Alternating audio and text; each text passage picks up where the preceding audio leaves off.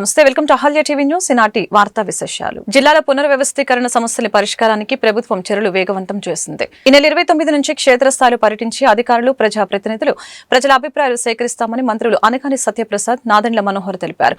పరిపాలన సౌలభ్యం కోసం తయారు చేసే నివేదికను సీఎం చంద్రబాబుకు అందజేస్తామని చెప్పారు.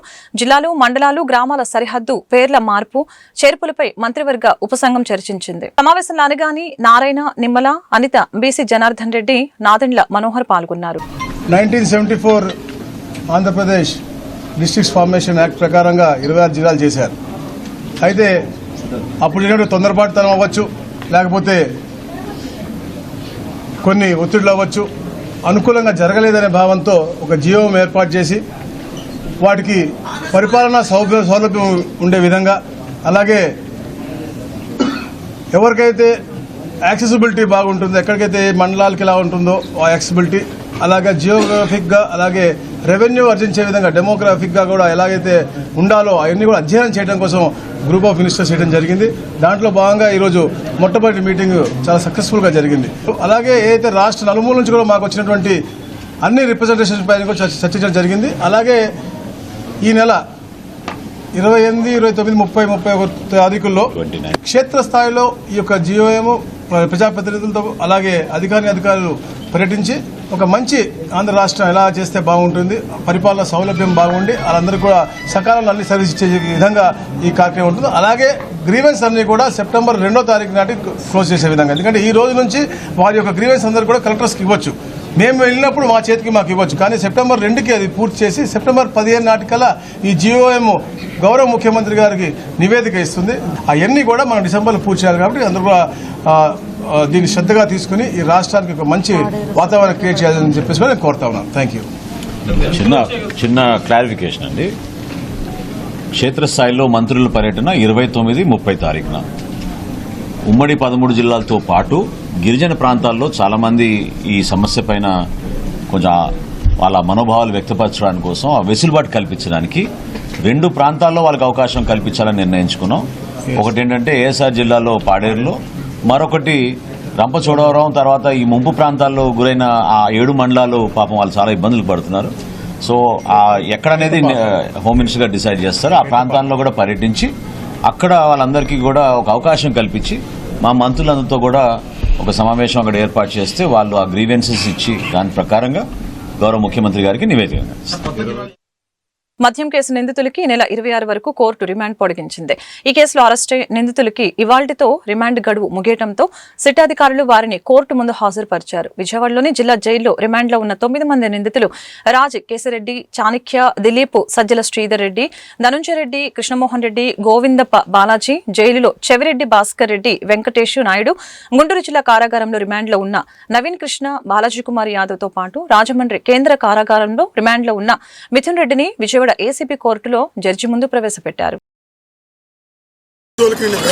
వెళ్ళను కూడా సిట్లో ఉన్న ప్రతి అధికారికి తెలుసు తప్పుడు కేసు పెట్టామని. ప్రతి అధికారి మనస్సాక్షికి తెలుసు అన్యాయంగా శిక్ష అనుభవిస్తున్నా, ఏ తప్పు చేయకుండా శిక్ష అనుభవిస్తున్నా. నేను భగవంతుని మీద ప్రమాణం చేసి చెప్తున్నా, మనస వాచ కర్మేనా చెప్తున్నా. లిక్కరు జోలికి నేను ఎప్పుడు వెళ్ళలేదు, వెళ్ళను కూడా.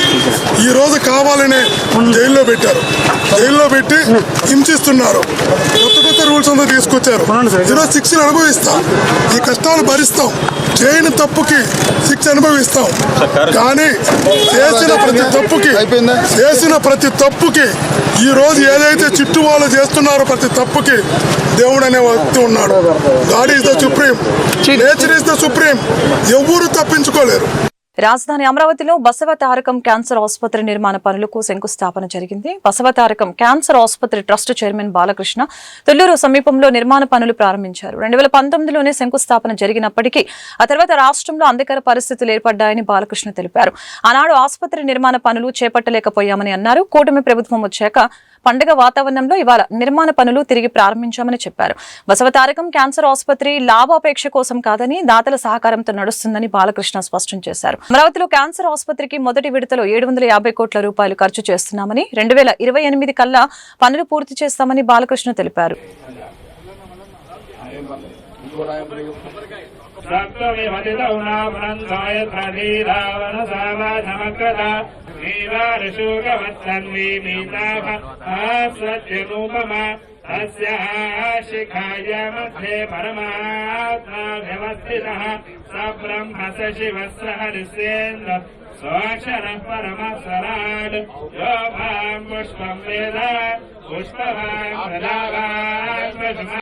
ఈ ఆసుపత్రి శరవేగంలో పూర్తి చేస్తాం. ఈ మొదటి విడత 500 పడకల ఆసుపత్రితో మొదలు పెడతాం. మొత్తం 1000 పడకల ఆసుపత్రి. ఈ మొదట విడత 750 కోట్ల రూపాయలతో మేము స్టార్ట్ చేయబోతున్నాం. ఎక్కడి నుంచి వస్తున్నప్పుడు మంచి దీనికి ఒక సంకల్ప బలీయంగా ఉంటే ఇవాళ ప్రకృతి పులకరించినట్టే సహకరించినట్టే అందరు దాతలు ముందుకు వస్తారు. ఈ ఆసుపత్రి వస్తూనే ఉన్నారు, వస్తారని కాదు, మేము చేస్తామని వాళ్ళందరూ కూడా వాళ్ళందరికీ నా దాతలందరికీ నా కృతజ్ఞతలు తెలియజేసుకుంటున్నాను. నెక్స్ట్ విడతలో మళ్ళీ ఒక 500 పడకల ఆసుపత్రి విస్తరించి ఇది మొదటి విడత 2028కి పూర్తవుతుంది. ఈ సేవలు ఇలాగే విస్తరించుకుంటూ పోయి ఇవాళ అవసరం ఉంది. ఎందుకంటే ఇంతకుముందు గుండెపోటు అది ప్రధాన వైద్య రోగంగా ఉండేది. ఇవాళ దాన్ని కూడా అధిగమించి ఇవాళ క్యాన్సర్ అనేది మొదటి స్థానంలో ఉంది. అన్నాను మా అమ్మగారి కోరిక అంతర్జాతీయ ప్రమాణాలకు తగ్గకుండా వైద్యాన్ని అందరికీ అందించాలని. సో దాంతోనే మేము ముందుకెళ్తున్నాం. ఎటువంటి విషయాల్లో ఎటువంటి కాంప్రమైజ్ కాకుండా ఈ ఆసుపత్రి కూడా త్వరగతిని పూర్తి చేస్తాం. ఉచితమైన సేవలు చేయడమే కాదు, మరి దారిద్ర్య రేఖ దిగువ ఉన్న వాళ్ళ పేదలకు బసవతారక నిధి అని పేరు పెట్టి దాంతో వాళ్ళందరికీ ఉచితంగా వైద్యం చేయడం జరుగుతుంది. అలాగే వైట్ కార్డ్ హోల్డర్స్కి కన్సెషన్స్ ఇవ్వడం, లేని వాళ్ళకు కూడా కన్సెషన్స్ ఇవ్వడం. ఆరోగ్యశ్రీ వార్డ్స్ ఉన్నాయి. అన్ని ఆసుపత్రుల్లో మామూలుగా ఇట్లా కార్ షెడ్లో పడేయడమో కారిడార్స్లో పడేస్తారు. మన దగ్గర అయితే 7 ఏసీ వార్డులు మేము కేటాయించాం వాళ్ళకి. ఇలా 40% మనం ఉచిత వైద్యం చేస్తూ అటు ఇంటర్నేషనల్ బ్లాక్ కూడా ఉంది అని సెలవు తీసుకుంటున్నాను. ఒకటే కోరిక, మన తెలుగు వారందరికీ అద్భుతమైన ట్రీట్మెంట్ ప్రొవైడ్ చేయాలి సార్. ఎన్టీ రామారావు గారు సహకరించారు. అప్పుడు ఆయనే ఇచ్చారు ల్యాండ్. ఆ బోర్డ్ ఆఫ్ మెంబర్స్ అందరం కలిసి ఆ hospital 1 of the 5 in the country now in 20 years. 1 of the 5 in the country. ఆయన బాలకృష్ణ గారి ఆధ్వర్యంలో ఫాస్ట్ ట్రాక్లో పెడుతుంది లాస్ట్ 15 ఏళ్ళ నుంచి. ఆ హాస్పిటల్ 750 బెడ్స్ అయ్యి అద్భుతమైన సేవలు అందించేందుకు 25 సంవత్సరాలు కష్టపడి అందరూ పనిచేశారు మన బాలకృష్ణ గారి లీడర్షిప్లో. ఇప్పుడు నేను చెప్తున్నాను, చైర్మన్ గారు చెప్తున్నారు, అందరూ చెప్తున్నారు, ఇది డెవలప్ చేసేందుకు 5 సంవత్సరాలు కాదు, 25 సంవత్సరాలు అక్కడ. ఇది అద్భుతమైన హాస్పిటల్ కింద అక్కడ హైదరాబాద్ లో తీసుకున్నాం. పులివెందుల జెడ్పీటీసీ ఉప ఎన్నికల్లో దౌర్జన్యాలంటూ వైసీపీ ఆరోపణలు చేయడం హాస్యాస్పదంగా ఉందని మంత్రి రాంప్రసాద్ తెలిపారు. గతంలో తెలుగుదేశం పార్టీతో సహా విపక్షాల అభ్యర్థుల్ని నామినేషన్ వేయకుండా అడ్డుకున్న చరిత్ర వైసీపీదేనని ఆగ్రహం వ్యక్తం చేశారు. కూటమి పాలనలో ప్రజాస్వామ్యబద్ధంగా ఎన్నికలు నిర్వహించామన్న ఆయన పులివెందుల ఒంటిమిట్ట జెడ్పీటీసీ స్థానాలను సీఎం చంద్రబాబుకు బహుమతిగా అందజేస్తామని చెప్పారు. స్థానాన్ని గెలిచి మా ముఖ్యమంత్రికి కానుకగా ఇవ్వాలనుకున్నాం. ఇప్పుడు ఎన్నిక కూడా అయిపోయింది. లాంఛనంగా 14వ తారీఖున గెలవబోతున్నాం. మీ దృష్టికి కొన్ని విషయాలు తీసుకోబోదలుచుకున్నాం. ఒకసారి మీరు కూడా ఆలోచించండి. గతంలో మీ ప్రభుత్వంలో రాష్ట్రంలో జరిగిన ఎన్నికల్లో ఎక్కడైనా ఒక నామినేషన్ ఇచ్చిన పాపాన మీరు పోయారా అని అడుగుతున్నారు. ఆ రోజు మీరు సాల్వెంట్ సర్టిఫికెట్ల కాడి నుంచి కంప్యూటర్ల చిప్పులు కాడి నుంచి చించేయలేదా? నామినేషన్ ఫారాలు తీసుకొని వచ్చే వాళ్ళను కొట్టి లోపల దొయలేదా? ఇవన్నీ చేసింది మీరు. నిజంగా మేము పెత్తనం చెలాయించింటే మీరు నామినేషన్ వేయగలిగే వారాన్ని అడుగుతున్నా, సూటిగా అడుగుతున్నా. మేము ఈరోజు పాలకపక్షంలో ఉండి కూడా మేము ప్రజాస్వామ్యబద్ధంగానే ముందుకెళ్తా వచ్చామే తప్పక ఎక్కడ వైలెన్స్ అయితేనే డెమోక్రసీని కిల్ చేసే విధంగా ఎక్కడ మీరు ప్రవర్తించలేదని మీ పత్రికా ముఖంగా నేను తెలియజేసుకుంటున్నాను. ముఖ్యమంత్రి చంద్రబాబు నాయుడు గారు ఒక బాధ్యత నా మీద పెట్టడం జరిగింది. ఉమ్మడి జిల్లా ప్రాంత వాసిగా ఉమ్మడి జిల్లాలో ఉన్న 10 నియోజకవర్గాల్లో ఎమ్మెల్యేగా ఈ ప్రాంతంలో గెలిచిన ఇదే కడపలో పుట్టిన బిడ్డ నేను. ఇదే కడపలో జనరల్ హాస్పిటల్లో పుట్టిన బిడ్డ. నాకు 45 సంవత్సరాలు. ఈ జిల్లాలో తిరిగే హక్కు నాకుంది. ఈ జిల్లాలో ఎక్కడైనా ఎన్నికలు జరిగితే అక్కడ అక్రమాలు జరిగితే నేను అక్కడ పోయి నా మంత్రి పదవనో లేకపోతే నా యొక్క ఏమంటారు గన్మెన్లనో లేకపోతే నా వెనక ఉండిన సెక్యూరిటీనో పిలుచుకొని పోయి ఏ బూత్లోకి చొరబడలేదు. నేను కేవలం మీ ద్వారా ఎవరైతే అనగదొక్కి పడుతున్నారో అక్కడికి పోయి ప్రశ్నించడం జరిగిందని తెలియజేసుకుంటూ. జెడ్పీటీసీ ఉప ఎన్నికలపై మాజీ సీఎం వైఎస్ జగన్ మాట్లాడుతూ ఓటర్లు వారి వారి ఊర్లలోనే ఓట్లు వేస్తూ వస్తున్నారు.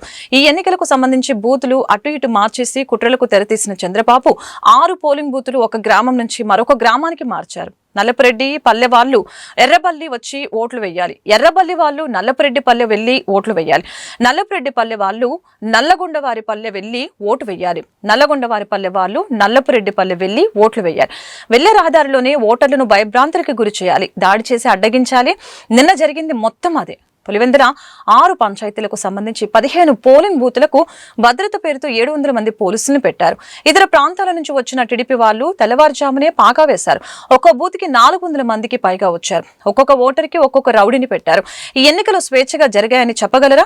మంత్రి సవిత ఆమె మనుషులు ఎర్రబల్లిలో తిష్టవేశారు. ఎమ్మెల్యే ఆదినారాయణ రెడ్డి తన మనుషులతో తిష్టవేశారు. B Tech Ravi Pulivendula rural voter కాదు, అయినా తిష్టవేసి దౌర్జన్యం చేశారు. పోలింగ్ బూత్లకు వెళ్లిన వైసీపీ ఏజెంట్లను కొట్టి దాడి చేసి వాళ్ళ దగ్గర నుంచి ఫామ్స్ లాక్కున్నారు. ఎవరైతే బూతుల దగ్గరకు వచ్చినా వాళ్ళ దగ్గర ఓటర్ స్లిప్పులు లాక్కుని పంపివేశారని మండిపడ్డారు. నల్లపురెడ్డిపల్లిలో ఓటేసే కార్యక్రమం జరగకుండా నల్లపురెడ్డిపల్లిలో నల్గొండారపల్లికి పోవాలంట. 4 కిలోమీటర్లు అవుతారా? నల్గొండారపల్లిలో ఓటేయకూడదంట. 4 కిలోమీటర్లు నడుచుకుంటూ వచ్చి నల్లపురెడ్డిపల్లిలో ఓటేయాలంట. అంటే ఏ రకంగా స్కెచ్ చేసినారనేది చూడండి అని అడుగుతా ఉన్నా. ఇక్కడ నుంచి స్టార్ట్ అయ్యింది. దాదాపుగా 4,000 ఓట్లకు 10,600 ఓట్లకు గాను 4,000 ఓట్లకు సంబంధించిన పరిస్థితి ఇది. వీళ్ళ ఆలోచన ఏంది? ఆ వెళ్లే దారిలో వీళ్ళందరినీ భయభ్రాంతులు చేయాలా? వీళ్ళు 4 కిలోమీటర్లు 2 కిలోమీటర్లు నడుచుకుంటూ పోయే కార్యక్రమం డిమోటివేట్ చేయాలా? దారిలో వీళ్ళని భయభ్రాంతులకు గురి చేయాలి, దాడి చేసి అడ్డగించాలి. నిన్న జరిగింది అదే. నిన్న జరిగినవి కూడా అవే. వాటికి సంబంధించిన వీడియో క్లిప్పింగ్లు కూడా చూపుతా. మొత్తం పులివెందుల జెడ్పీటీసీలో 6 పంచాయతీలు ఉంటే, పులివెందుల రూరల్ మండలానికి సంబంధించి నిన్న ఎన్నిక జరిగింది 6 పంచాయతీలు ఉంటే పోలింగ్ కేంద్రాలు 15 పోలింగ్ కేంద్రాలు ఈ 6 పంచాయతీలకు సంబంధించి. ఆశ్చర్యం ఏమిటో తెలుసా? ఈ 6 పంచాయతీల్లో భద్రత పేరుతో 700 మందిని పోలీసులను పెట్టారు. ప్రజలను ఓట్లు వేసేందుకు సహకరించేందుకు కాదు ఈ భద్రత. ప్రజలను భయభ్రాంతులను చేసేందుకు ఇది 700 మంది పోలీసులు. ఉదయం 4 గంటలకల్లా ఇతర ప్రాంతాల నుంచి వచ్చిన వ్యక్తులు ఆయా గ్రామాలలో మకాం వేశారు. జమ్మలమడుగు, కమలాపురం, ప్రొద్దుటూరు, అనంతపురం జిల్లా బయట నుంచి వచ్చిన వాళ్ళందరూ టీడీపీ నాయకులు, కార్యకర్తలు ఒక్కో బూతుకు 400-500 మంది.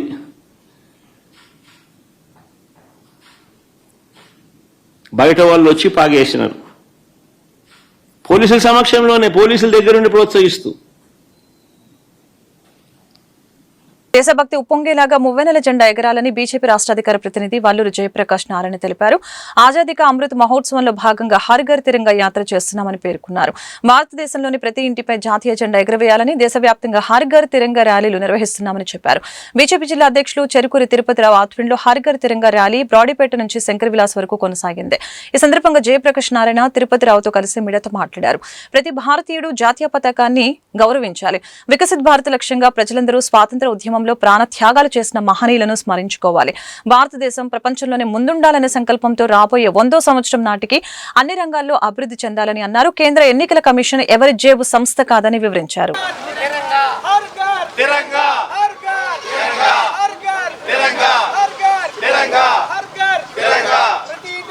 జాతీయ జెండా ఇంటిపైన జాతీయ జెండా ఇంటిపైన జాతీయ జెండా.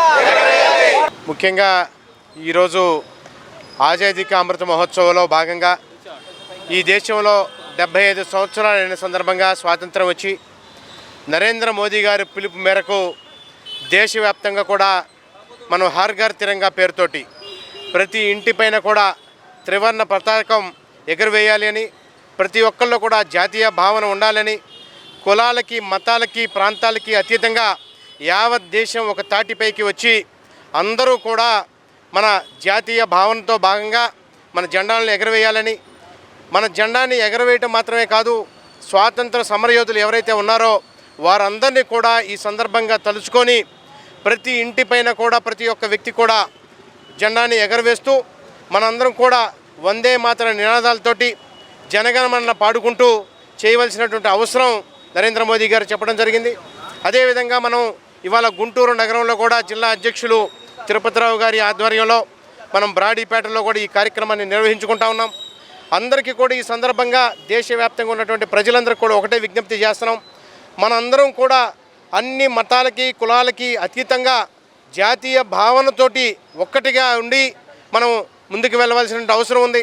మనం చూసాం కొద్ది రోజుల క్రితం జరిగినటువంటి ఆపరేషన్ సింధూర్లో భాగంగా జాతీయ భావనతోటి ఏ రకమైనటువంటి ఆలోచనతోటి ప్రజలందరూ కూడా ఒక్క తాటిపైకి వచ్చి పాకిస్తాన్ మీద కానివ్వండి, తీవ్రవాదుల మీద కానివ్వండి, వ్యతిరేక భావంతో ఏ రకమైనటువంటి భావంతో ఉన్నారో అదే రకమైనటువంటి భావనతోటి అందరం కలిసికట్టుగా ముందుకు సాగాలి అనే ఉద్దేశంతో ముఖ్యంగా మన రాష్ట్రానికి ఇది ఒక ప్రత్యేకమైనటువంటి సందర్భం. మన రాష్ట్రం నుంచి ఈ త్రివర్ణ పతాకాన్ని తయారు చేసినటువంటి వ్యక్తి పింగళి వెంకయ్య గారు, మన రాష్ట్రానికి సంబంధించినటువంటి వ్యక్తి. వారిని కూడా స్మరించుకుంటూ ఈ ప్రాంతంలో ఉన్నటువంటి స్వాతంత్ర సమరయోధులందరూ కూడా స్మరించుకుంటూ ఒక మంచి భావనతోటి ప్రజలందరూ కూడా కలిపి ఇవాళ పాదయాత్రగా మనం ముందుకు వెళ్ళవలసిన అవసరాన్ని ఈ సందర్భంగా తెలియజేస్తూ మనం గత 2 సంవత్సరాలకి ఈ కార్యక్రమాన్ని నిర్వహించుకుంటున్నాం. రాబోయేటటువంటి మరొక సంవత్సరం కూడా అంటే 75 సంవత్సరాలు పూర్తయిన సందర్భంగా అమృత కాలంగా దీన్ని నిర్వహించుకోవాలని ప్రజలందరూ కూడా కోరుకుంటూ మరొకసారి ఈ అవకాశాన్ని కల్పించిన ప్రజలందరూ కూడా ధన్యవాదాలు తెలియజేస్తూ గుంటూరులో జిల్లా తరపున ఈ యొక్క హర్ ఘర్ తిరంగా యాత్ర చేయడం జరుగుతుంది. ఏదైతే మన ప్రధానమంత్రి నరేంద్ర మోడీ గారు ప్రతి ఒక్క ఇంటిపైన జెండా ఉండాలి, అలాగే 10వ తారీఖు నుంచి 15 వరకు ఈ యొక్క హర్ ఘర్ తిరంగా యాత్రలో కార్యక్రమాలు జరుగుతున్నాయి. దానిలో భాగంగా 13వ తారీఖు నుంచి 15 వరకు ప్రతి ఇంటిపైన జాతీయ జెండా ఉండాలి. అలాగే ఏదైతే జాతీయ నాయకులు ఉన్నారో, స్వతంత్ర సమరయోధులు ఉన్నారో వాళ్ళ యొక్క విగ్రహాలను శుభ్రం చేసి వాళ్ళకి నివాళులు అర్పించడం, ఏదైతే స్వతంత్ర పోరాటంలో అసూలు బాసినటువంటి స్వాతంత్ర సమరయోధులందరికీ కూడా నివాళులు అర్పించడం, వాళ్ళ ఆత్మకి శాంతి చేకూరాలని చెప్పి మన మోడీ గారు ఏదైతే పిలిపించారో దానిలో భాగంగా 10వ తారీఖు నుంచి 15వ తారీఖు వరకు ఈ యొక్క కార్యక్రమాలు చేస్తున్నాము. దానిలో భాగంగా ఈరోజు భారతీయ జనతా పార్టీ జిల్లా తరఫున మోడీ ప్రభుత్వం కర్షక కార్మిక వ్యతిరేక విధానాలకి పాల్పడుతుందని మాజీ ఎమ్మెల్సీ కెఎస్ లక్ష్మణరావు, రైతు సంఘం రాష్ట్ర ప్రధాన కార్యదర్శి కేవీపీ ప్రసాద్ ఆరోపించారు. వ్యవసాయ రంగంలోని కార్పొరేట్ కంపెనీల ప్రవేశాన్ని అడ్డుకుంటున్నాయని ప్రకటించారు. 4 లేబర్ కోడ్ల వలస కార్మికుల హక్కులు కోల్పోయే ప్రమాదం ఉందని చెప్పారు. కిసాన్ మోర్చా ఆధ్వర్యంలో బుధవారం గుంటూరు లాడ్జీ సెంటర్లోని అంబేద్కర్ విగ్రహం వద్ద క్విట్ కార్పొరేట్ నిరసన ప్రదర్శన జరిగింది. ఈ సందర్భంగా వారు మీడియాతో మాట్లాడారు. ట్రంప్ విధించిన 50% సుంకాలను ఉపసంహరించుకోవాలని అన్నారు. అలాగే విద్యుత్ భారాలు తగ్గించాలని డిమాండ్ చేశారు. కార్యక్రమంలో సిఐటియు కార్యదర్శి దండ లక్ష్మీనారాయణ, సిపి నగర్ కార్యదర్శి ఆకిటి అరుణ్ కుమార్, ఏఐటియుసి గౌరవ అధ్యక్షుడు రాధాకృష్ణమూర్తి, కొల్లి రంగారెడ్డి, కంచుమాటి అజయ్, శివాజీ తదితరులు పాల్గొన్నారు. ఈరోజు భారతదేశ వ్యాప్తంగా రైతు సంఘాలు, అలాగే కార్మిక సంఘాల ఆధ్వర్యంలో క్విట్ కార్పొరేట్స్ అనే నిరసన జరుగుతూ ఉంది. ప్రధానంగా నరేంద్ర మోడీ ప్రభుత్వం అనుసరిస్తున్న కార్పొరేట్ విధానాలు, వ్యవసాయ రంగాన్ని కార్పొరేటీకరణ చేయటం, అలాగే 4 లేబర్ కోడ్స్ ప్రవేశపెట్టడం, వీటి వల్ల రైతాంగం, వ్యవసాయ రంగం, కార్మికుల ప్రయోజనాలు దెబ్బతింటున్నాయి. అలాగే ట్రంప్ విధిస్తున్నటువంటి సుంకాల గురించి నరేంద్ర మోడీ ఏం మాట్లాడటం లేదు. ఇటీవల బ్రిటన్ దేశానికి వెళ్ళి నరేంద్ర మోడీ కుదుర్చుకున్న వాణిజ్య ఒప్పందం మనకు పూర్తిగా విరుద్ధమైంది, మన దేశ ప్రయోజనాలకు పూర్తిగా విరుద్ధమైంది. ఈ నేపథ్యంలో ఆగస్టు 15న స్వాతంత్రోద్యమం జరగబోతూ ఉంది. ఆ రోజు గొప్పగా క్విట్ ఇండియా ఉద్యమాన్ని మనం నిర్వహించాం. ఈరోజు మనం ఇస్తున్నటువంటి నినాదం క్విట్ కార్పొరేట్స్ అని చెప్పేసి. ఈ కార్పొరేట్ సంస్థలు ప్రజల ప్రయోజనాలను దెబ్బతీస్తున్నాయి కాబట్టి వాటిని బహిష్కరించాలనేటటువంటి దాంతో ఈ నిరసన జరుగుతూ ఉంది. ఈ నిరసనకి మొత్తం దేశవ్యాప్తంగా మద్దతు లభిస్తుంది. మేమందరం కూడా ఈ నిరసన కార్యక్రమానికి సంపూర్ణ మద్దతు ప్రకటిస్తాం. ప్రధాన కార్యదర్శి ఆంధ్రప్రదేశ్ రైతు సంఘం దేశవ్యాప్తంగా నరేంద్ర మోడీ ప్రభుత్వ విధానాలకి, అదేవిధంగా ట్రంప్ భారతదేశంపై విధిస్తున్నటువంటి 50% సుంకాల తీరు, వీటన్నిటిని దృష్టిలో పెట్టుకొని ఈరోజు దేశవ్యాప్తంగా పెద్ద ఎత్తున నిరసన కార్యక్రమాలు జరుగుతూ ఉన్నాయి. ఇటీవలనే ట్రంప్ రెండవసారి అధికారంలోకి వచ్చిన తర్వాత మన భారతదేశంలో నరేంద్ర మోడీ మూడవసారి అధికారం చేపట్టినాక ఇవాళ రైతాంగాన్ని, కార్మిక వర్గాన్ని పెద్ద ఎత్తున తీవ్రంగా నష్టపరిచేటువంటి విధానాలు అమలు చేస్తూ ఉన్నారు. ఆ విధానాలకి నిరసనగా రైతాంగం, కార్మిక వర్గం, ప్రజలు అందరూ కూడా పెద్ద ఎత్తున ఆందోళనకి సిద్ధమవుతూ ఉన్నారు. దానిలో భాగంగానే ఈరోజు దేశవ్యాప్తంగా, ప్రపంచవ్యాప్తంగా ఉండేటువంటి కార్పొరేట్ శక్తులు మన దేశానికి వచ్చి అక్కడ పరిశ్రమలు పెట్టి పెద్ద ఎత్తున కార్మిక వర్గాన్ని నష్టపరిచేటువంటి విధానాలు తీసుకొస్తూ ఉన్నారు. రైతాంగంపై తీవ్రమైనటువంటి ప్రభావం కలగబోతూ ఉంది. అందువల్ల కార్పొరేట్లని ఈ దేశంలోకి రాకుండా కార్పొరేట్ అనుకూల విధానాలని వ్యతిరేకిస్తూ వ్యతిరేకంగా ఆ రోజు భారతదేశాన్ని దోచుకునే విధానానికి వ్యతిరేకంగా గాంధీ నాయకత్వంలో క్విట్ ఇండియా ఉద్యమాన్ని పిలుపునివ్వడం జరిగింది. కానీ ఈరోజు మోడీ కార్పొరేట్లకు అనుకూలంగా ఉండి ఈరోజు భారతదేశాన్ని కార్పొరేట్లకు దోచిపెట్టే విధానాలకు వ్యతిరేకంగా ఈరోజు క్విట్ ఇండియా ఉద్యమాన్ని నడపడం జరుగుతుంది. ఈరోజు మోడీ గారు కార్పొరేట్లకు అనుకూలంగా కమ్ ఇండియా అని చెప్పేసి పారిశ్రామికవేత్తలను ఆహ్వానిస్తున్నారు. రెడ్ కార్పొరేట్ పరిచి ఇది భారతదేశ సార్వభౌమాధికారానికి గొడ్డలు పెట్టలాంటిది. కాబట్టి మన అలీన విధానాన్ని కాపాడుకోవడానికి భారతదేశ విదేశాంగ విధానాన్ని కాపాడుకోవాలి. ఇతర దేశస్తులు మనపై పెత్తనం చేసే విధానానికి వ్యతిరేకంగా ఈరోజు దేశవ్యాప్తంగా జరిగే నిరసన కార్యక్రమంలో ప్రజలందరూ భాగస్వాములు కావాలని, క్విట్ కార్పొరేట్ విధానాన్ని బలపరచాలని చెప్పేసి ఈ సందర్భంగా కోరుతున్నాం. రైతు సంఘాలు, కార్మిక సంఘాలు ఐక్యంగా పెద్ద ఎత్తున క్విట్ కార్పొరేట్ పేరుతో ఉద్యమం నిర్వహిస్తూ ఉన్నాయి. ప్రధానమైనటువంటి డిమాండ్ ఏదైతే ఉందో కార్పొరేట్ సంస్థలకి ఈ భారతదేశంలో ఉన్నటువంటి నరేంద్ర మోడీ ప్రభుత్వం వాళ్ళకి అనుకూలమైనటువంటి విధానాలు చేస్తూ కార్మికుల్ని, రైతుల్ని వాళ్ళని కట్టుబానిసలు చేసేటువంటి ప్రయత్నం చేస్తూ ఉంది. ఈరోజు భారతదేశంలో ఉన్నటువంటి రైతాంగం, అదేవిధంగా కార్మికులు తీవ్రమైనటువంటి సంక్షోభాన్ని ఎదుర్కొంటూ ఉన్నారు. ఓవైపు అంతర్గతంగా ఈ యొక్క రాష్ట్ర కేంద్ర ప్రభుత్వాలు చేసేటువంటి కార్పొరేట్ వ్యతిరేక అనుకూల విధానాలని తట్టుకుంటూ మరొక వైపున ట్రంప్ విధించినటువంటి సుంకాల వల్ల తీవ్రమైనటువంటి సంక్షోభం ఎదుర్కొంటా ఉన్నారు. దీనికి వ్యతిరేకంగా జాతీయ ఉపాధి హామీ పథకాన్ని వ్యవసాయ రంగానికి వర్తింపచేయాలని ఏపీసీసీ ముఖ్య అధికార ప్రతినిధి తులసిరెడ్డి డిమాండ్ చేశారు. సంక్షోభంలో ఉన్న వ్యవసాయ రంగాన్ని ఆదుకోవాల్సిన బాధ్యత పాలకులపై ఉందని చెప్పారు. రైతు రాజ్యం రావాలంటే పెను మార్పులు రావాలని చెప్పారు. ప్రస్తుతం వ్యవసాయం రైతులకి గిట్టుబాటు కావటం లేదని ఆందోళన వ్యక్తం చేశారు. బుధవారం జన చైతన్య వేదిక ఆధ్వర్యంలో వ్యవసాయం దండగా పండుగ చర్చాగోష్ఠిలో తులసిరెడ్డి ముఖ్య వక్తగా పాల్గొన్నారు. ఈ సందర్భంగా ఆయన మాట్లాడుతూ రైతు వ్యవసాయాన్ని వదిలేస్తే ఆకలి బాధలు సమాజానికి తెలుస్తాయని చెప్పారు. భారీ నీటి పారుదల ప్రాజెక్టుల పేరుతో చిన్న ప్రాజెక్టుల్ని నాశనం చేశారని మండిపడ్డారు. వాణిజ్య పంటలతో పాటు తృణధాన్యాల సాగుని పెంచాలని అన్నారు. రాజులు ఎంకరేజ్ చేశారు. వాళ్ళు కట్టినటువంటి చెరువులు ద్వారా వచ్చేసి ఆ స్థాయికి వచ్చేసి అప్పటికి పారిశ్రామిక రంగం లేదు, సేవా రంగం లేదు. ఒకప్పుడు కంపెనీ వచ్చేసి ఇది ప్రపంచంలోనే చూడదగ్గ నగరం అని చెప్పేసి వేయాన్సాంగ్ పాహి అనేటువంటి వాళ్ళు తమ పుస్తకాల్లో రాశారు. ప్రపంచంలో అప్పుడే వచ్చేసి ఈనాడు చెప్పుకుంటే న్యూయార్క్ కానీ, ఫ్రాన్స్ ప్యారిస్ కానీ, లండన్ కానీ, టోక్యో కానీ ఆ రోజుల్లో వచ్చేసి అప్పుడు హంపి విజయనగర సామ్రాజ్యం రాజధాని హంపిని చూడాలా, ప్రపంచంలో ఎవరైనా చూడాలనుకుంటే చెప్పేసి వాళ్ళ పుస్తకాల్లో రాశారంటే దానికి కారణం విజయనగర హంపి పురవీధుల్లో ఇప్పటికీ వచ్చేసి అక్కడ వ్యవసాయం ఎందరూ చూసింటారు. ఆ రత్నాలు రాసులు పోసి చెప్పినటువంటి ఆ టేబుల్స్ ఇప్పటికి కూడా ఉన్నాయి. ఈ పక్క ఇల్లు కూర్చుండేవాళ్ళు, ఆ పక్క వచ్చేసి మనం వంకాయలు, బెండకాయలు, ఈ విధంగా కూరగాయలు కొనుక్కున్నట్టు రత్నాలు, రాసులు, ముత్యాలు వచ్చేసి అమ్మినటువంటి ప్రదేశం వచ్చేసి దానికి కారణం కేవలం వచ్చేసి చిన్న నీటి పారుదలను, చెరువులను వచ్చేసి ఎంకరేజ్ చేయడం. ప్రతి గ్రామానికి తూర్పునో, ఉత్తరానో, దక్షిణానో, బడమరో, ఆర్మూలనో, ఈమూలనో ఒక ఊరికి 2-3 చెరువులు వచ్చేసి ఆ విధంగా ఉండే అవకాశం ఉంది.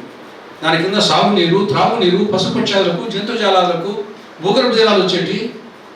కాబట్టి ఈ యొక్క భారీ నీటిపారుదల ప్రాజెక్టుల పేరుతో చిన్న నీటిపారుదలను, చెరువులను పూర్తిగా నిర్లక్ష్యం చేయడం అనేది ఈ 70 సంవత్సరాలు దాన్ని ఆక్యుపై చేసేసారు. చెరువులే లేకుండా కొన్ని చోట్ల చెరువులు ఉన్నా కానీ దానికి గట్టు ఉండదు, చీక చెట్లు వచ్చింటాయి, కంప చెట్లు.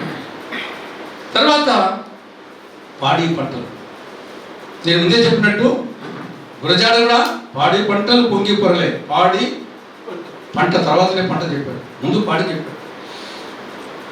ఈవెన్ మహాభారతంలో ఉత్తర గోగ్రహణము అంటే ఏం దాని అర్థం? ఆవులను మళ్లించుకోవడం అంటే ఆ రోజు పశు సంపదకు అంత ఇంపార్టెన్స్ ఉంది. ప్రాచీన కాలంలో వ్యవసాయానికి ఎంత ఇంపార్టెన్స్ ఉండేదో పశు సంపదకు అంత ఇంపార్టెన్స్. అది గోవులు కానీ కానీ నేను నిన్ననే వచ్చేటప్పుడు మా అన్న రైతు ఊర్లో ఉంటాడు. నేను అడిగాను మన ఊర్లో వివిధ కుటుంబాల పరిస్థితి ఎలా ఉందని అడిగితే, రేపు పలానా కుటుంబాలు మేతలు చాపుకుంటున్నారు, వాళ్ళు ఫస్ట్ పొజిషన్లో ఉన్నారు. రెండో కుటుంబంలో పాడేలు చాపుకుంటున్నారు, వాళ్ళు రెండో పొజిషన్లో ఉన్నారు. మిగతా వాళ్ళు వచ్చేసి నిమ్మ చెట్లు, చిన్ని చెట్లు, పంటలు, వేరుశనగ వేసుకుంటున్నారు, వాళ్ళు 3వ స్థానంలో ఉన్నారు. అహల్య హాస్పిటల్లో హరిఘర్ తిరంగా కార్యక్రమం విజయవంతంగా నిర్వహించారు. ఈ సందర్భంగా డాక్టర్ శనకెల రాజకుమారి మాట్లాడారు. త్రివర్ణ పతాకం మన దేశ గౌరవం, మన స్వేచ్ఛ పోరాటానికి సాక్ష్యమని అన్నారు. ప్రతి ఇంటిపై తిరంగాను ఎగురవేయడం ద్వారా మనం భావితరాలకి దేశభక్తి పాఠం చెప్తామని అన్నారు. ఆమె స్వాతంత్ర సమరయోధుల త్యాగాలను స్మరించుకుంటూ సమాజంలో ఐక్యత, సమగ్రత కోసం ప్రతి ఒక్కరు కృషి చేయాలని పిలుపునిచ్చారు. కార్యక్రమంలో హాస్పిటల్ సిబ్బంది, నర్సులు, సాంకేతిక సిబ్బంది, ఇతర ఉద్యోగులు ఉత్సాహంగా పాల్గొని దేశభక్తి నినాదాలతో ఆవరణాన్ని మారుమ్రోగించారు. జాతీయ పతాకాన్ని అందరూ గర్వంగా ఎగురవేసి జై హింద్ నినాదాలతో వేడుకల్ని ఘనంగా ముగించారు. హర్ ఘర్ తిరంగా అంటే ప్రతి ఇంటి బయట మనం ఈ జెండాని, మన స్వతంత్ర దినోత్సవాన్ని జరుపుకోవటానికి ఈ జెండాని మన ఇంటి బయట ఎగరేద్దాం. ప్రతి పిల్లలకి స్కూల్లో ఒకటి ఎవరైనా కలెక్టర్ కానీ గవర్నర్ వచ్చి జెండా ఎగరేస్తున్నప్పుడు నేను కూడా ఎగరేయాలి అనే ఒక ఆలోచన వస్తుంది. సో ఎవరైతే స్కూల్ పిల్లలు వాళ్ళ ఇంట్లో ఉన్నప్పుడు ఈ జెండా అక్కడున్న ఇంట్లో ఉన్న పిల్లలతో కానీ పెద్దలతో కానీ ఈ జెండా వాళ్ళ ఇంట్లో ఎగరేస్తే అందరికీ భారతదేశం పౌరులు అని ఆ గౌరవంగా అనిపిస్తుంది, దేశభక్తి ఉంటుంది. అందరూ మీ ఇంటి బయట ఈ జెండా ఎగరేయండి. ఈ జెండా ఒక చిన్న చర్యతో ఎగరేయటం వలన మనం భారత కుటుంబం అని ఒక దేశభక్తి అనేది అందరిలో ముందున్న ఫ్యూచర్ జనరేషన్లో ఈ దేశభక్తి అనేది మంచిగా ఉంటుంది. అందరికీ స్వతంత్ర దినోత్సవ శుభాకాంక్షలు. జై హింద్. ఈ వార్తలు ఇంతటితో సమాప్తం. మరొక బులెటిన్ మళ్ళీ కలుద్దాం. నమస్కారం.